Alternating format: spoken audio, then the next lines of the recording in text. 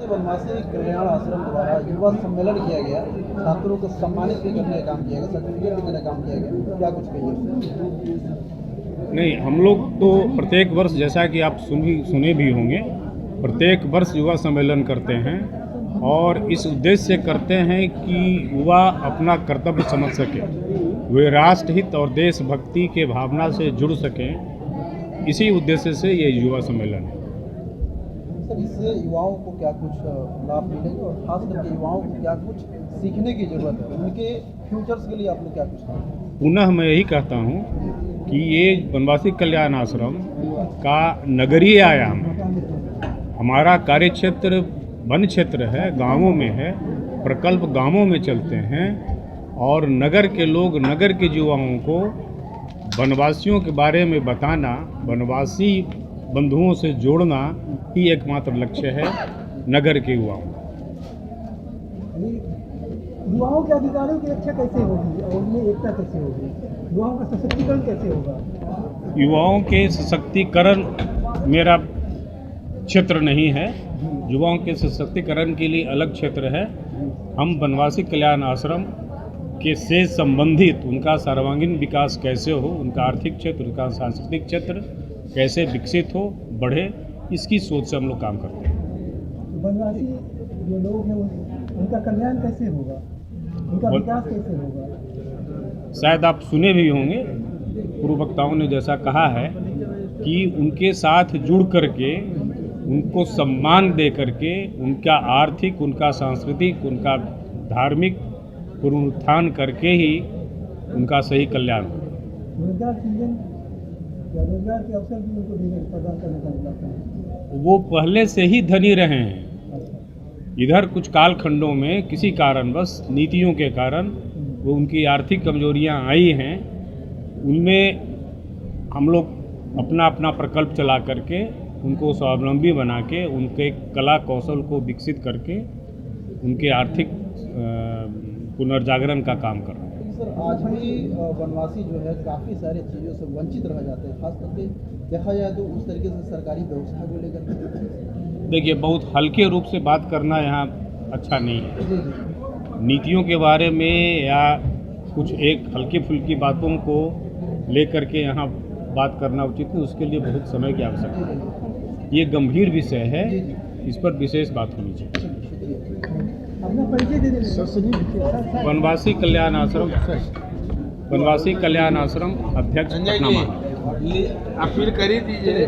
आज वनवासी कल्याण की तरफ से छात्रों को सम्मान और युवा सम्मेलन रखा गया, इस पर आपकी क्या कुछ प्रतिक्रियाएं होंगी?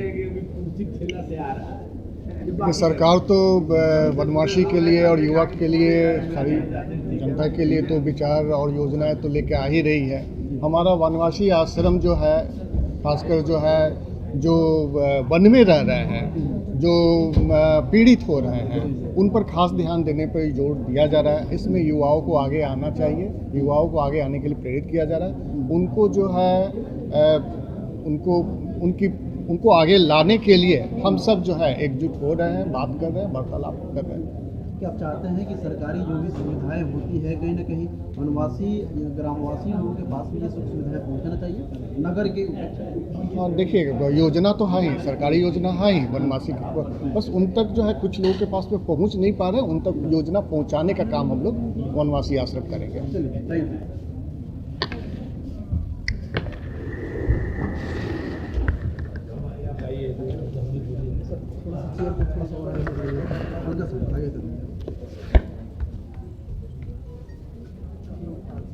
सर, चाहेंगे कि आज के कार्यक्रम को लेकर के आपकी क्या कुछ प्रतिक्रियाएं होंगी साझा? सबसे पहले सबको नमस्कार। ये जो वनवासी कल्याण आश्रम है, बहुत अच्छा कार्य कर रही है, क्योंकि नगर में हम लोग कार्य कर रहे हैं। बिहार में वनवासी क्षेत्र उतने नहीं है, लेकिन फिर भी जो वन्य प्रदेश हैं, वहाँ लोगों को जो ज़रूरतें हैं उनको पूरा करने के लिए हम यहाँ से बहुत सारे हेल्प उनको पहुँचाते हैं, जैसे वित्तीय सहायता देना, और इनके बहुत सारे स्कूल्स और छात्रावास भी चलते हैं जिनमें गरीब बच्चों को शिक्षा प्रदान की जाती है। तो एक बहुत बड़ा कार्य हम लोग कर रहे हैं। जिन बच्चों को पढ़ने के लिए जिनके माँ बाप के पास पैसे नहीं है, जो सक्षम नहीं है उनको हम लोग हेल्प करके अब हमारा मुजफ्फरपुर में छात्रावास चल रहा है और कई जगहों पर विभिन्न आयामों के जरिए हम राष्ट्र सेवा में लगे हुए हैं, क्योंकि हमारा मानना है कि अगर युवा सशक्त है तो ये देश सशक्त है। और सबसे ज़रूरी चीज़ है राष्ट्र निर्माण और युवाओं का चरित्र, और वो हो सकता है शिक्षा से। तो हम लोग छात्रावास के जरिए, स्कूल्स के जरिए युवाओं का चरित्र निर्माण कर रहे हैं और देश को आगे बढ़ाने का कार्य कर रहे हैं। बिहार में कहाँ कहाँ कर और कई जगहों पर है, 13 जिला में है हमारा। हेड ऑफिस कहाँ है? मुजफ्फरपुर हमारा हेड ऑफिस। ठीक है, इसका अन्य राज्यों में भी ये है क्या? विभिन्न राज्यों में, देश के विभिन्न राज्यों में। आपका नाम बता दीजिए। कुमार चंद्रशेखर। सर, कार्यक्रम को लेकर के जिस तरीके से आज युवा सम्मेलन रखा गया वनवासी कल्याण आश्रम की तरफ से, आपकी क्या कुछ प्रतिक्रिया होगी? नहीं, चूँकि मैं प्रांत निधि प्रमुख का दायित्व निभाता हूँ जी जी। और मेरे भूमिका या कार्यक्रम संस्था की भूमिका, तो आज 64 बरस से वनवासी कल्याण आश्रम जनजाति समाज के विकास के लिए, उनके समाज के लोग के शिक्षा प्रसार के लिए, स्वास्थ्य के लिए और कौशल विकास के लिए, क्योंकि आज बिना उसके कोई दुनिया में जगह है नहीं, लगे हुए हैं।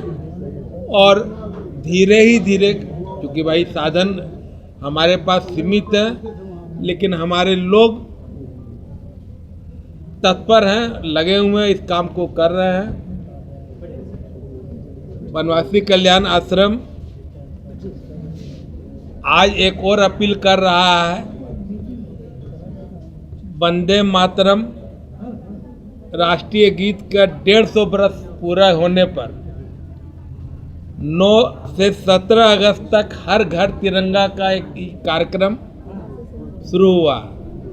वनवासी कल्याण आश्रम भी अपने सभी कार्यकर्ताओं से और साथ साथ पूरे भारत के युवकों से आग्रह करता है कि सब कोई अपने घरों पर तिरंगा लगाए और राष्ट्र प्रेम की भावना जगाने में अपना सुविधाएं से वंचित रहता है। खासकर कि वाल्मीकि नगर एक क्षेत्र है, दूर इलाका पड़ता है।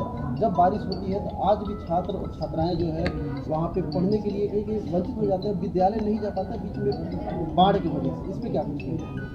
देखिए, वनवासी कल्याण आश्रम के द्वारा जो आयोजित यह कार्यक्रम है वो मूल रूप से जो है वो ऐसे क्षेत्रों में रहने वाले जो हमारे वंचित समुदाय के सदस्य हैं उनको मूल धारा में जोड़ने का ही एक प्रयास है। और मूल रूप से एक तरह से अवेयरनेस प्रोग्राम, एक जागरण कह सकते हैं आप, उसके माध्यम से जो है सभी बच्चों में उस तरह की जागृति फैले। वैसे सरकार के तरफ से भी बहुत सारा प्रयास किया जा रहा है, लेकिन सरकार ही स्तर पर ही प्रयास काफ़ी नहीं हो सकता है। इसके लिए हम सभी लोगों का एक सामूहिक उत्तरदायित्व है कि ऐसे लोगों के प्रति जो है वो हम अपने दायित्वों का निर्वहन करें, जिससे कि वह मुख्य धारा में आ सके। हर व्यक्ति का यह कर्तव्य है, हर सफल नागरिक का कर्तव्य है। खास करके युवा पीढ़ियों पर यह एक बहुत बड़ी जिम्मेदारी है कि वह आगे बढ़ करके इस तरह के कार्यक्रम में जो है एक सक्रिय रूप से भागीदार बने, जिससे कि इस कार्य के जो एक मिशन के तौर पर में या कल्याण आश्रम जो आगे बढ़ा रहा है उसमें हमारी सक्रिय भागीदारी सुनिश्चित हो सके।